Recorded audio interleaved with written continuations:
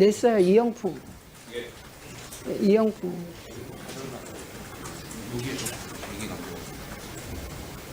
위원장님 주시 한번 꼭 받아주시고 자기들이 기도했다고 저 꼭 받고 싶습니다. 저도. 그리고 이것을 제출하는 것이 박장범 후보자나 KBS에도 좋을 것 같습니다. 신뢰도가 높아질 것 같습니다. 근데 보시다시피 국회가 힘이 없습니다. 그리고 상임위원장은 더 힘이 없습니다. 온갖 조롱과 멸시를 당해도 진행을 위해 참고 있잖아요. 한민수 의원님과 마음이 저도 같습니다. 그래서 다시 한번 후보자에게 후보자가 이런 자료를 안 내면 아 거꾸로구나. 이건 김건희 라인이 일방적으로 지시하고 파우치도 김건희 씨가 직접 만들어줬구나. 이런 의심이 생길 일이거든요. 그래서 내주시기 바랍니다. 다시 한번 의논해 보시죠. 그냥 김건희 라인에 전화해 보세요. 내도 되겠나. 이건 이 정도의 일이라고 생각합니다. 안 낼 이유가 없어요.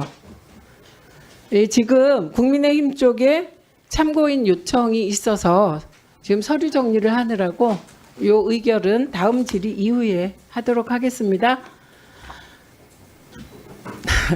노정면 의원님 질의하십시오.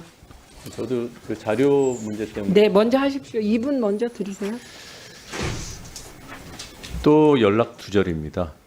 지금 후보자와 그리고 또 청문 단장님이신가요? 뒤에 계신 분? 지금 국회를 가지고 노시는 건지 더 이상 자료 제출해서 이런 모욕 당하기 싫고요. 지금까지의 과정을 종합하면 국회 모욕죄를 물을 수밖에 없다는 결론에 이릅니다. 본인이 내겠다고 했던 자료를 낸다고 했다가 안 낸다고 했다가 알아본다고 했다가 어제도 이 시간대까지 오전 2시간 넘도록 2시간 한 30분 동안 연락이 두절됐다가 후보자가 이 장소에서 한마디 하니까 그제서야 연락이 되고 지금도 연락이 안 돼요. 어제 뭐 확인해 갖고 오늘 얘기한다 그랬잖아요. 그냥 국회 모욕죄로 고발해 주시기 바랍니다. 일단 질의하시고요. 청문회에 출석한 후보자에 대해서 국회 모욕죄가 적용될 수 있는지 제가 확인해 보겠습니다. 그 노정면 의원님 질의하시죠? 예, 7분 드리세요. 예, 시작하십시오.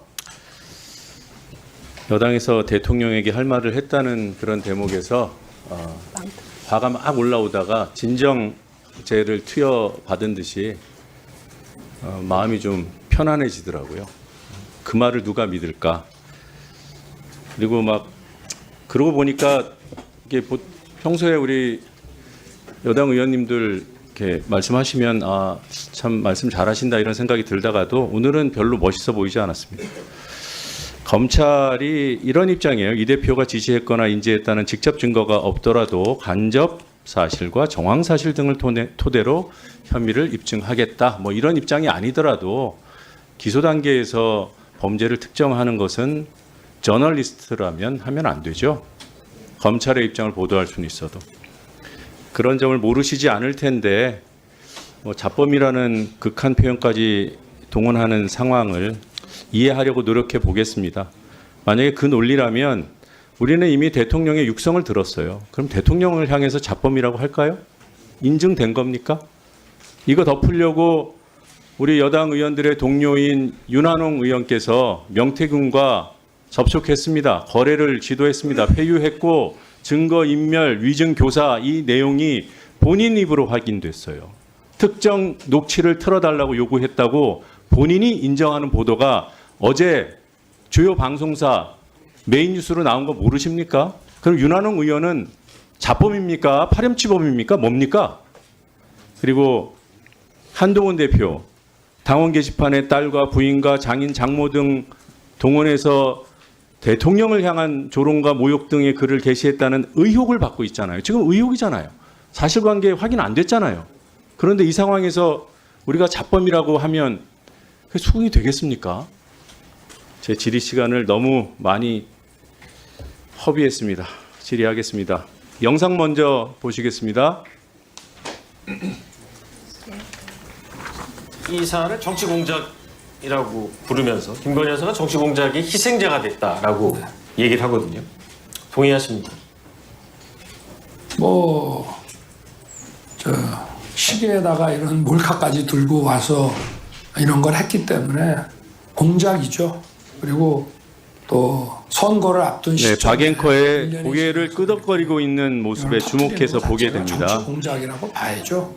우리 어제 박정훈 의원님께서 이 질문에 문제가 있음을 아주 적확하게 지적을 하셨고 거기에 대한 답변을 하는 과정에서 야당에 대한 질문도 했다 이렇게 해서 이제 거짓말까지 드러나게 됐는데 앵커가 한쪽의 입장을 대리해서 물어볼 수 있죠.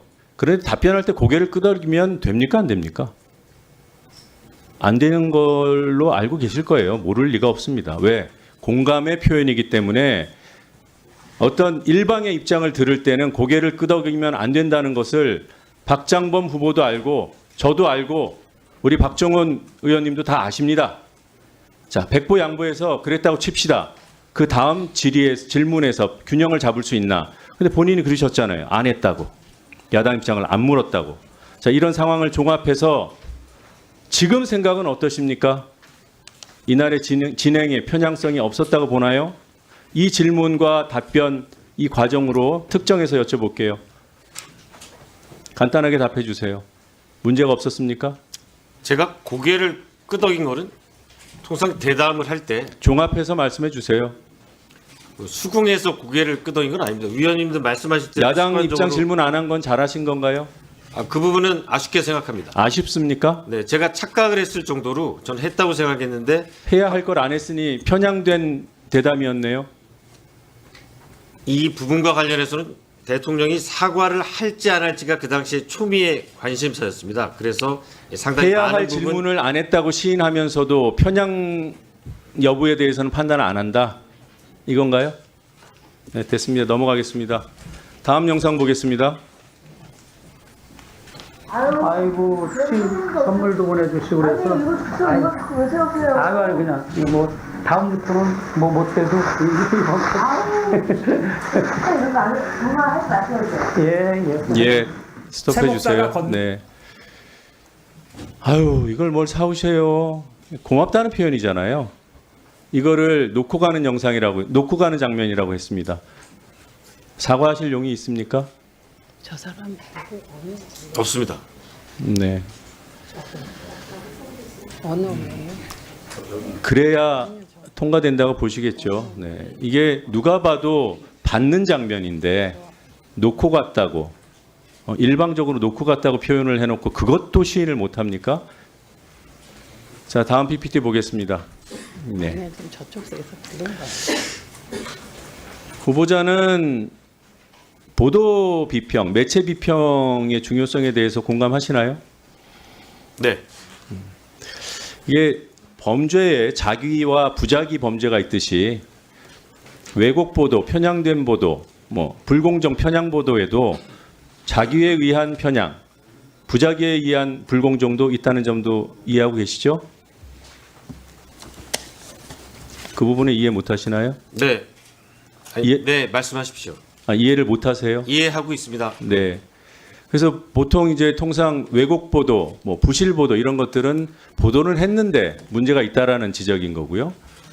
보도 누락은 부작위에 의한 보도 편향, 불공정 보도의 전형적인 수법입니다. 그런데 뭐 보도 안 했다고 다 편향이라고 단정할 수는 없죠. 자, 이날 대담이 이루어질 때 묻지 않았던 것들이 있어요. 그리고 적극적으로 문제를 왜곡을 시킨 것도 있고 지금은 자기에 의한 뭐 파우치 보도는 얘기 많이 했으니까 국민들이 이 사안에 대해서 첫 번째로 의아하게 생각한 것 가장 먼저 이거는 너무 심각한 거 아니야라고 생각한 것 그게 의전과 경호라고 딱 찍었어요. 우리 국민들이 그렇게 생각하던가요? 그 당시에? 의전과 경호가 명품백 사건으로 불리는 이 사안의 핵심이고 국민들께서 가장 의아해하고 가장 심각하게 생각하는 그 부분이었습니까? 여기까지만 답해 주세요. 가장 중요한 의문점이라는 표현을 쓰지 않았고요. 가방 이슈로 들어가면서 첫 번째로 대통령 당선 이후에 영부인 신분일 텐데 대통령 부인이라고 하죠. 대통령 부인 신분일 텐데 어떻게 보면은 이 몰래 카메라에 녹화가 된 상황 아니겠습니까? 그 얘기를 시작으로 해서 풀어간 것이고 뭐 가장 중요하다는 뜻으로 얘기한 건 아닙니다. 좀 전에 보여드리고 읽으신 게 본인이 한 말이에요. 가장 먼저, 가장 심각하게. 첫 번째라고 했지 심각하게는 안 했습니다. 다시 띄워주세요. 질의가 끝나지 않으면 바꾸지 마십시오.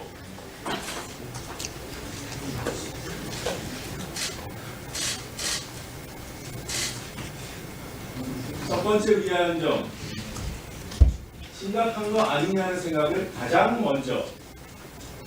안 하셨어요, 이런 발언? 네, 첫 번째 의아한 점이라고는 말씀을 드렸고요. 가장 먼저도 안 하셨어요? 가장 먼저 했다고 말씀드렸습니다. 됐습니다. 저 어떻게 됐습니까? 자료.